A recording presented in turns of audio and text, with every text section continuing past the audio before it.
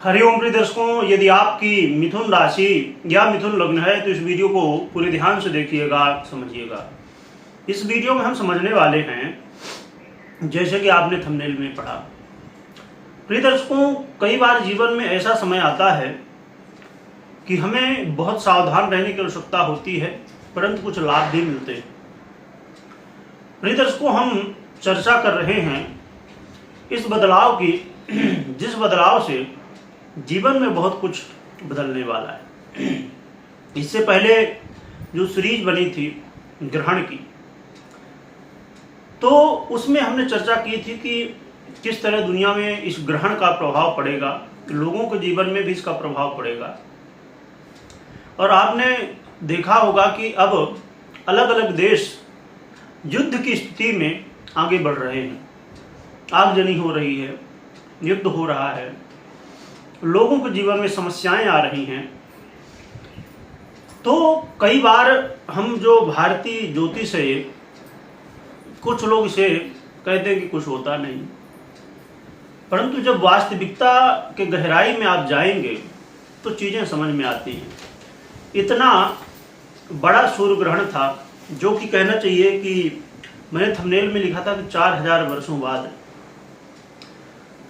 जब ऐसे ग्रहण पड़ते हैं जो कि बहुत कम देखे जाते हैं। अब ये अलग बात है कि जैसे कहा जाए कि 4000 वर्षों बाद या कितने वर्षों बाद, वो बात मैटर नहीं करती। मैटर करती है कि जीवन में उसका प्रभाव क्या पड़ रहा है। इसी तरह अब शनिदेव अपना नक्षत्र परिवर्तन कर रहे हैं। ये शतभिषा नक्षत्र में अब गोचर करेंगे। इसके आधिपत्य रखने वाले ग्रह राहु हैं शतभिषा नक्षत्र के। तो राहु के नक्षत्र में शनि जैसे ग्रह का गोचर करना अपने आप में कहीं न कहीं कई सारी स्थितियों को बनाने वाला। तो कुछ लोगों के लिए ये लाभ भी देगा और कुछ लोगों के लिए नुकसान भी देगा। अब आगे हम चर्चा करेंगे, परंतु कुछ मूल बातें समझ लेते हैं। अब जैसे कोई ग्रह स्थिति किसी व्यक्ति के लिए बड़ी लाभदायक होती है और वही स्थिति किसी व्यक्ति के लिए नुकसानदायक होती है, जो कि सेम राशि, सेम लग्न हो, नक्षत्र हो, सब कुछ हो। क्योंकि कई बार कुछ ऐसी ग्रह स्थितियां होती हैं, अब समझिए कोई व्यक्ति बहुत अच्छे स्वभाव का है या सात्विक स्वभाव का है और एक व्यक्ति मायावी हो, तो अब यही जो स्थिति बनने जा रही है राहु के नक्षत्र में शनि का गोचर काल, तो यही स्थिति कई लोगों को बहुत बेनिफिट देगी, उन लोगों को जो मायावी हैं। परंतु जो सत्य के रास्ते में चलता हो, वही सब राशि, वही नक्षत्र, वही लग्न, परंतु उसको लाभ नहीं मिलेगा, क्योंकि मूल स्वभाव है उसका सत्य के रास्ते में चलना। वो गलत रास्ते में चल के आगे बढ़ने की कोशिश नहीं करेगा। इसलिए ये भी बहुत कुछ डिपेंड किया करता है। आइए बढ़ते हैं। तो ये जो शनि का नक्षत्र परिवर्तन हुआ है, ये 3 अक्टूबर को ही हो चुका है, परंतु आपने देखा होगा कि 6 अक्टूबर लिखा हुआ है टाइटल में। इसके पीछे कारण क्या है कि शनि एक ऐसे ग्रह हैं जो अपना फल, और राहु भी अपना फल जाते जाते देते हैं। हो सकता है कि आपको ये रिजल्ट दिखे, क्योंकि 3 अक्टूबर से लेकर 27 दिसंबर तक, यानी कि लास्ट समझ लीजिए 2024 के, तो संभवतः अक्टूबर के जगह नवंबर दिसंबर में इसका रिजल्ट आपको पूरी तरह से दिखे। जो कि इन ग्रहों का प्रभाव, जब स्थितियां परिवर्तित होती हैं, तो अब समझिए जब शनि का नक्षत्र परिवर्तन होने जा रहा है, उससे पहले से ही प्रभाव होना शुरू हो जाता है बड़े ग्रहों का। परंतु वो इतना मामूली होता है कि वो हमें मालूम नहीं पड़ता। परंतु जब ग्रह जाते जाते, शनि राहु आदि जैसे ग्रह जाते जाते संपूर्ण प्रभाव दिखाते हैं, तब स्थितियों का ज्ञान हमें होता है। अब जैसे देखें कि जिस दिन ग्रहण लगा, उससे पहले ये स्थितियां उतनी ज़्यादा भयंकर नहीं थी। कई देशों में युद्ध आदि की स्थिति बनी हुई थी, परंतु जब अब युद्ध आदि की स्थितियां बन रही हैं, वो बहुत भयंकर है। तो इसी तरह प्रभाव भी हमारे जीवन में पहले हल्का पड़ता है, फिर जीवन में जैसे जैसे ये शनि राहु जैसे ग्रह आगे बढ़ते हैं, तो और हर ग्रह का अपना अलग है। अब जैसे चंद्रमा की बात की जाए या बुध की बात करेंगे आप, तो अलग प्रभाव है। इसीलिए इस चीज को भी समझिएगा।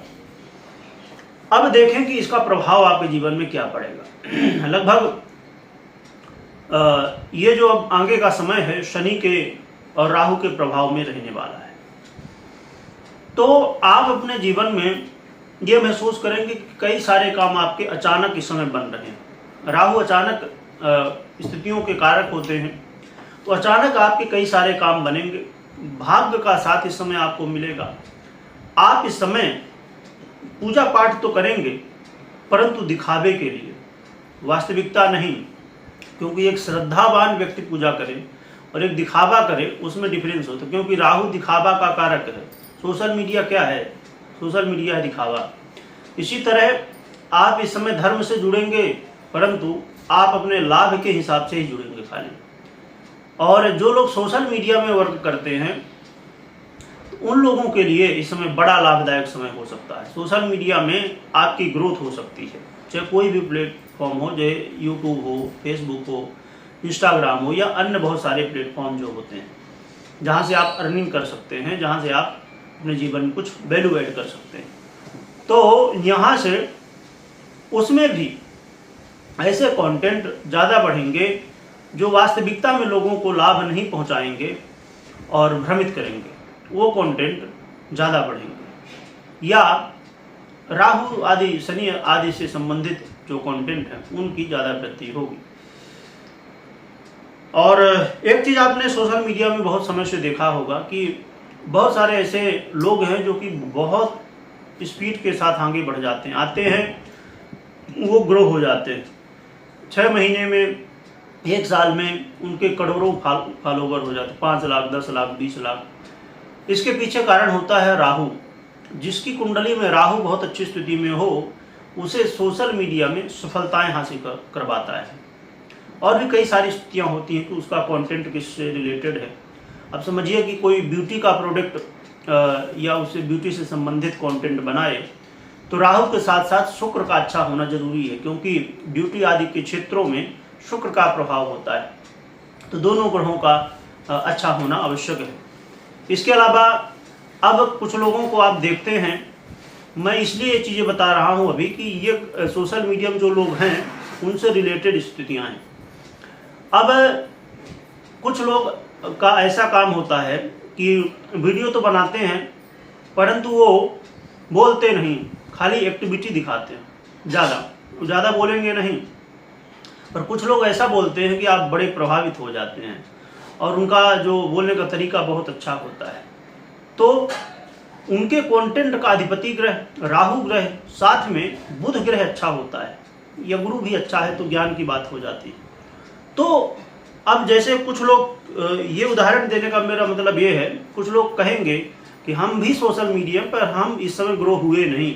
आपने कहा था कि समय ग्रो होना चाहिए यदि सोशल मीडिया में है। तो ये बहुत डिपेंड करता है कि खाली मात्र ये ग्रह नहीं कर सकता कभी भी जीवन में, उससे और भी रिलेटेड जो स्थितियां हैं, जो ग्रह हैं, उनकी क्या स्थिति, ये भी महत्वपूर्ण होता है।